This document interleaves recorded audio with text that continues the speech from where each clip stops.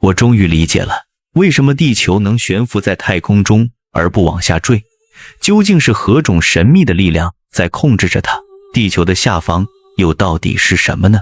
要回答这个问题，我们得先打破一个根深蒂固的错误认知。你以为地球是静止的，错了，大错特错。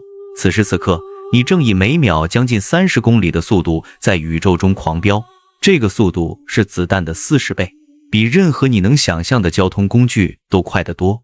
但诡异的是，你为什么一点感觉都没有？这背后的答案要从300多年前的一颗苹果说起。1687年，牛顿发现了一个惊人的真相：宇宙中的一切物体，只要有质量，就会相互吸引。你和你旁边的手机之间有引力，你和你家的沙发之间也有引力，只是这种力量小到可以忽略不计，但当质量放大到行星级别，这股力量就足以改变整个宇宙的命运。太阳的质量有多恐怖？它占据了整个太阳系质量的 99.86%， 相当于33个地球加在一起。这意味着太阳产生的引力就像一只无形的巨手，可以轻松抓住周围所有的天体。按照这个逻辑，地球应该一头栽进太阳的怀抱才对，但为什么没有？这里就出现了第一个关键转折。地球确实一直在往太阳的方向坠落，只不过它永远也掉不下去。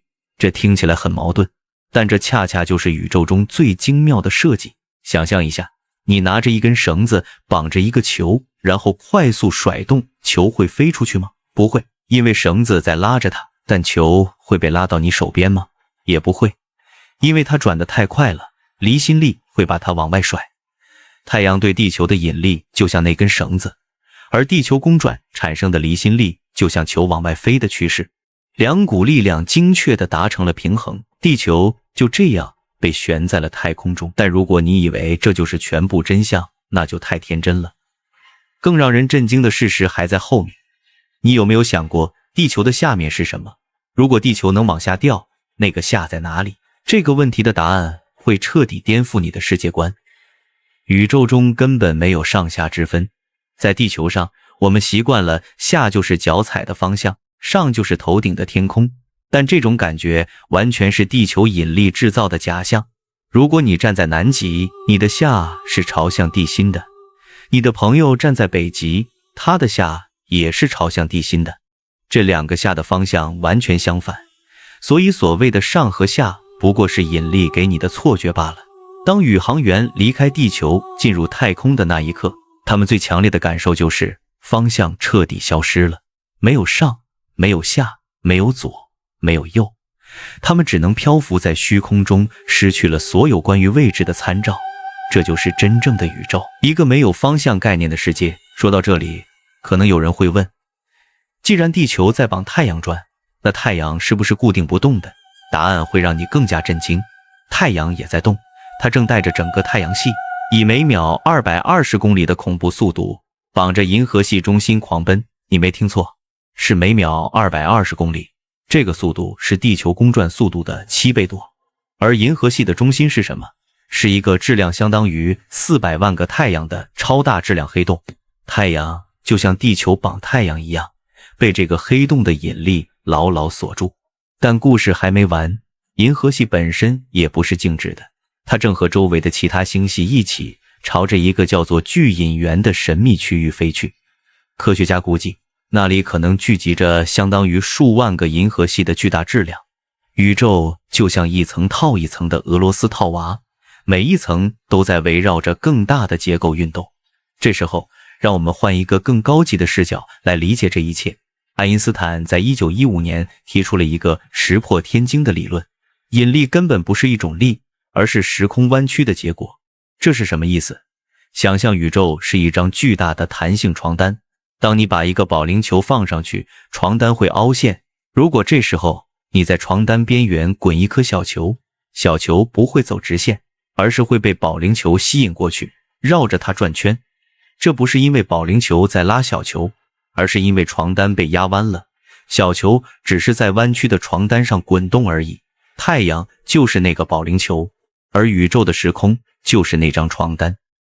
地球之所以绑太阳转，不是因为太阳在拉地球，而是太阳把周围的时空压弯了。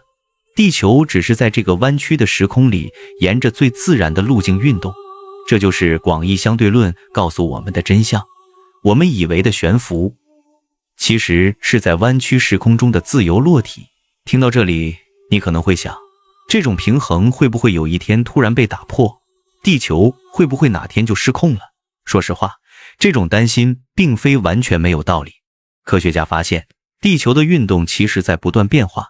根据对古代化石的研究，在4亿多年前的泥盆纪，地球一年有将近400天，而现在只有365天。这说明地球的自转正在变慢，每100年大约慢 1.4 毫秒。罪魁祸首是月球和太阳的潮汐作用，它们就像刹车片一样，持续给地球减速。但别担心，这个变化慢到难以置信，要让地球停止自转，大概需要几十亿年的时间。而到那时候，太阳早就膨胀成红巨星，把水星和金星都吞掉了。地球的命运早已不是自转能不能继续的问题。更让人惊叹的是，地球目前的状态简直像是被精心设计过的，它离太阳的距离恰到好处。再近一点，海洋会沸腾蒸发；再远一点，整个星球会变成冰球。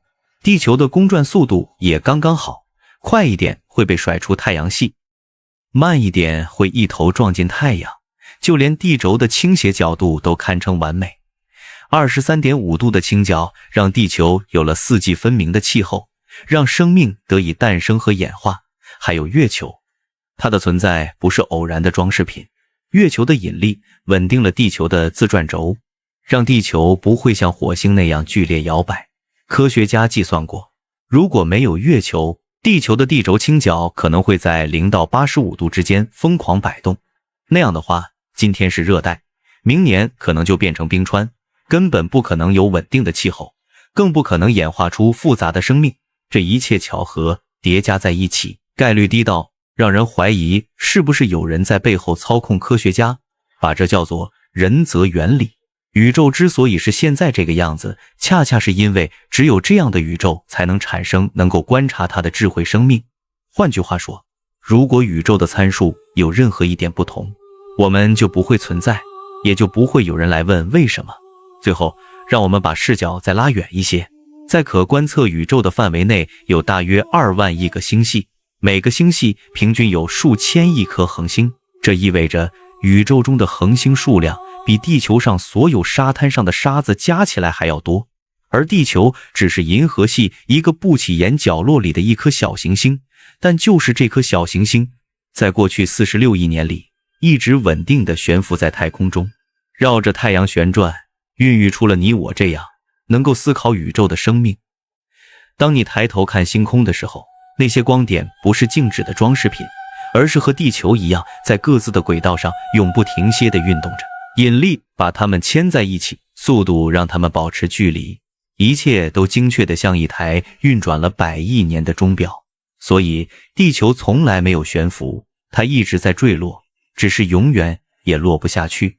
而我们就生活在这场永恒坠落的旅途中，在一颗以每秒30公里飞驰的石头上，思考着宇宙为什么是这个样子。这大概就是存在本身最浪漫的谜题。